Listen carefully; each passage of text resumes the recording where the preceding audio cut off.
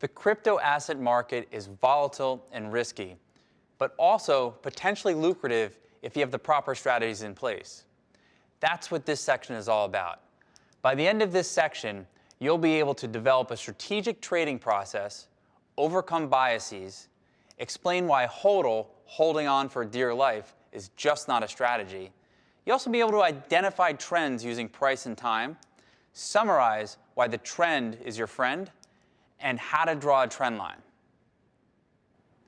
There is a saying in trading that goes, if man was always right, he'd own the world in a month. But if he never learned from his mistakes, he'd never own anything. I'm going to talk about some common mistakes that traders make that you need to identify if you're making them in order to improve on them. So most common mistakes, the first are position size too big. And in the crypto markets, this is essential because in 2017, Bitcoin rallied 1,400%. However, during that rally, we saw 7 pullbacks of 20% or greater. In fact, in the last few months, Bitcoin dropped 60%. If you have a position size too large, it makes it very difficult for you to stomach that volatility. Next, no edge. And what I mean is that a lot of new traders just go in the markets, they see things going up, and they just buy them. They don't really think about where to buy them, or how to buy them, or where to exit. So this is a common mistake that a lot of traders make, and we'll talk more about exit strategies in another lesson. Another common mistake is overtrading. Now the problem is you may have gotten shaken out by a trade, and now you want to get right back in and make the same mistake again. So you don't want to overtrade because the commission costs are going to reduce your long-term returns. Another mistake, trading the junk.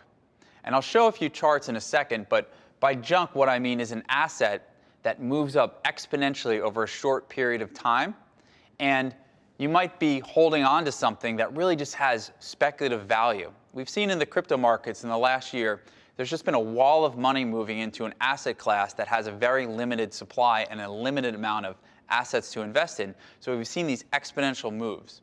And lastly, too much leverage. Now, if you're trading on the BitMEX exchange, you can get 100 times leverage on Bitcoin trades, or if you're buying crypto with a credit card, you're leveraging yourself. So let's go into a few charts so I can demonstrate what I mean by this. So this is a chart of a crypto asset called Verge, and this is a price chart of its relationship against Ethereum. Each of these candles designates 1 day in trading. And this is on the Binance exchange. Now you'll notice that in Verge, in mid-December, something happened or some catalyst appeared. And the price of Verge went from 2,500 sats all the way up to almost 50,000 sats. So in a short period of time, and this is just a few weeks, you had a 20 times return on your money. Now a lot of traders might have gotten into this chart after it went up 3 or 4x and bought around here. Now the problem is if you have no exit strategy, and this is purely speculative, where do you sell?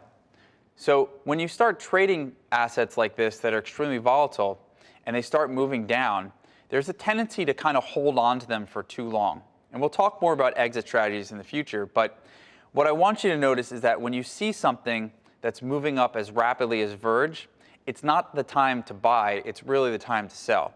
Another example is Sia Coin. And this is a chart of Sia Coin versus the dollar on the Bittrex exchange. Again, each of these candles designates 1 day's worth of time. And Sia Coin was priced at about 2.5 cents or 3 cents here in mid-December, and it went up to 12 cents. This is a 4x return very rapidly. But since that move, there was not one up day for about a month in Sia Coin. So it's important to keep in mind, if you're buying any of these extremely speculative assets, where are you going to get out of them? Because like we've seen in previous lessons, there's no utility value in these coins. They're just purely speculative assets. Technical analysis helps us identify price trends over time. There's a couple key things I want to note about technical analysis. First, you want to be able to spot the trend. And what I mean by that is you want to identify if the market is trending upwards or it's trending downwards. Perhaps the market's even just going sideways. Next, entries and exits. So technical analysis can show you where the market has support and where it has resistance. And if you use these levels, you can identify where you should buy and where you should sell. Technical analysis also helps you control your risk. So because you've identified where these support and resistance levels are, you can set up buy orders and sell orders at the appropriate points. And lastly, technical analysis can help you avoid ruin. If you follow a technical analysis pattern and you're disciplined about it, over the long run, you're putting reward more in your favor and helping to minimize your risk. So let's go into a few charts right now so I can show you some uptrends and downtrends. Now you're looking at a chart of Bitcoin versus the US dollar. Every one of these candles represents 1 day's worth of time, and this is on the Coinbase exchange. Now you'll first notice that the date here starts back in summer 2017, specifically in August.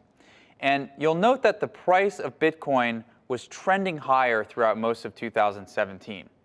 Now this uptrend ended in a classic, what's known as a blow-off top. And so think of this from an investor's perspective. First, you see the prices trending higher over time, and then this signifies to other people that prices will not go down again, so they buy at a much higher price than they probably should have. Basically, the person who is buying Bitcoin at 20,000 in an uptrend here is not really buying Bitcoin at 20,000. They're buying the belief that Bitcoin is going to 100,000 or 500,000 or a million. So you have all these high hopes and expectations that happen towards highs. Now, I'll note something about the crypto markets that's different from other markets is that they've gone through this rapid evolution. We've had 5 or 6 major bull and bear markets in the last decade, and that's not something that stock markets or forex markets or bond markets go through in such a short period of time. Now, after you had this blow-off high in Bitcoin, you started the downtrend. And this is when prices quickly declined right off the bat, and this scared a lot of people out. So investors who had bought at this point of the chart are now worried that the prices aren't going up any higher, so they sell. And one thing that's indicative of downtrends is they're not as smooth as uptrends. You can see in this chart that there are a lot of bounces and a lot more volatility on the way down than there were on the way up. And that's something that is native to a bear market where the price doesn't go smoothly either way. They say that bear markets kill both bulls and bears because of the volatility. So I'm going to show you another chart of Bitcoin, and this is a daily chart on Coinbase and zoomed in a little bit more. So the frame of this action starts in June of 2017 and it ends in December. Now this is how Bitcoin was trending throughout most of 2017. And you'll note here that it doesn't look as smooth once you start zooming in on this market. It's actually very volatile. So you had Bitcoin hit a price high of around 5,000 in September, but then just 2 weeks later, it dropped to about 3,200. So you're looking at a 30 to 40% decline in just a matter of weeks.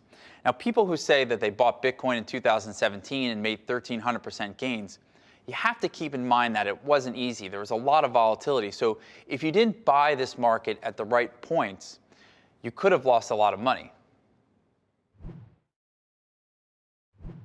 Now, we've noted in technical analysis that prices tend to trend over time. But there are different types of trends, and let me explain. The first type of trend is the primary trend. And this can be a long, drawn-out, secular bull or bear market. For instance, in the stock market, we've had almost a 10-year bull market. The second type of trend are the secondary trends. And this can be a counter trend to the primary trend. So if you have a long bull market, in the middle of it, you might have a 20% pullback that lasts a couple months that signifies a secondary bear market. The next type of trend are the short-term trends. And these can last weeks to maybe months. And they can be either the same as the primary trend or counter to it. And lastly, you've got the intraday trend. And these are really short-term moves in the market. For instance, you could have a stock market that rallies 200%, but at the same time, you can still have days that drop 3 to 5%. So just because the trend is heading up doesn't necessarily mean there can't be any counter trends. So let me give you an example of Bitcoin. And this is a chart going back to 2011. And we're looking at Bitcoin here on a log scale. And what this log scale means is that on the y-axis, the distance here is separated by percent moves. So it means that a move from, let's say, 100 to 190 is going to be the same move as 1,000 to 1,900 on this chart. So you'll notice that Bitcoin has been trending higher. The primary trend has been up over time. Since 2012 to 2018, this trend is still intact. However, there's been some very vicious counter-trend moves during this time period. You can notice that in 2013, there was a 70% pullback. In 2014, there was another 60 or 70% pullback. Even in July of this year, we had a 30% pullback. And even most recently, you can see a 50% pullback in the price of Bitcoin. So just because the trend or the long-term trend is going higher doesn't necessarily mean you can't have any counter-trend moves.